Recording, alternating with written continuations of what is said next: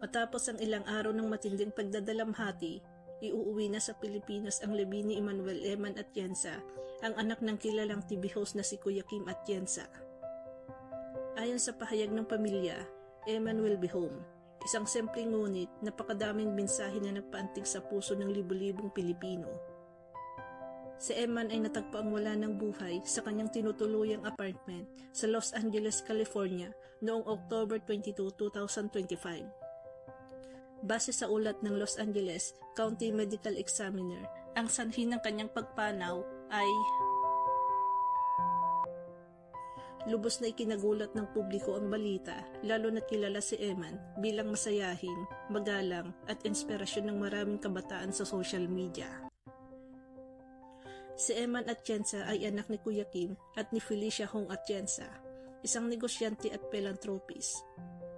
Lumaki siyang may malaking exposure sa social media at kalaunan ay naging TikTok at Instagram influencer. Kilala siya sa kanyang mga makabuluhang post tungkol sa mental health, self-acceptance at body positivity. Ngunit sa kabila ng kanyang mga ngiti sa kamera, bukas niyang ibinahagi na matagal na siyang nakikipaglaban sa depression at anxiety. Sa isang dating post niya noong January 2024, sinabi ni Eman na, "Sinimulan ko ang 2024 na hindi ko alam kung kakayanin ko pang mabuhay hanggang sa dulo ng taon." Ipinahayag din niya na nagsimula siyang magpa-therapy noong 12 years old pa lamang. Minsan din niyang sinabi na nabully siya at nakaranas ng matinding pressure bilang content creator. Sa kabila nito, marami siyang na-inspire dahil sa kanyang katapangan at katapatan sa pagbabahagi ng mga isyong madalas itinatago ng kabataan. Nang kumalat ang balita ng kanyang pagpanaw, bumuhos ang mga mensahe ng pakikiramay mula sa mga artista, influencer at netizens.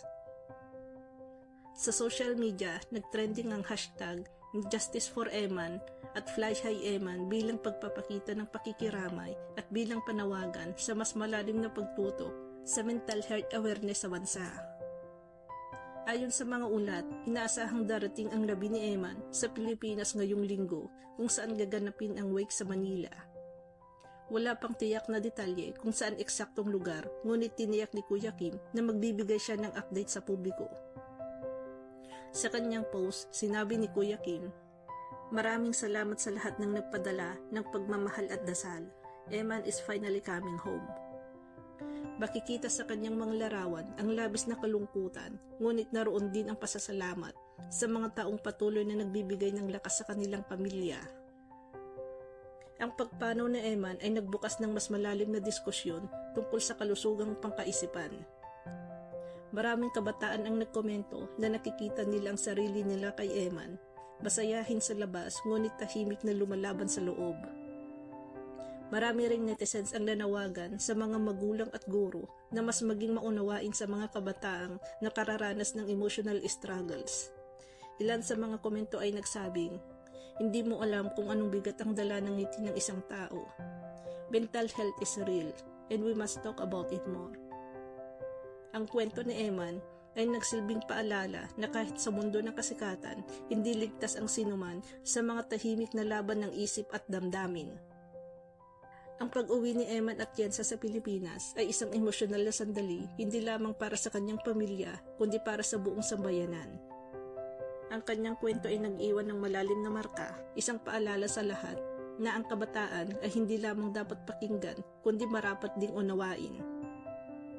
Muli, bumuhos ang pagmamahal at dasal mula sa publiko habang hinihintay ang pagdating ng kanyang labi sa bansa.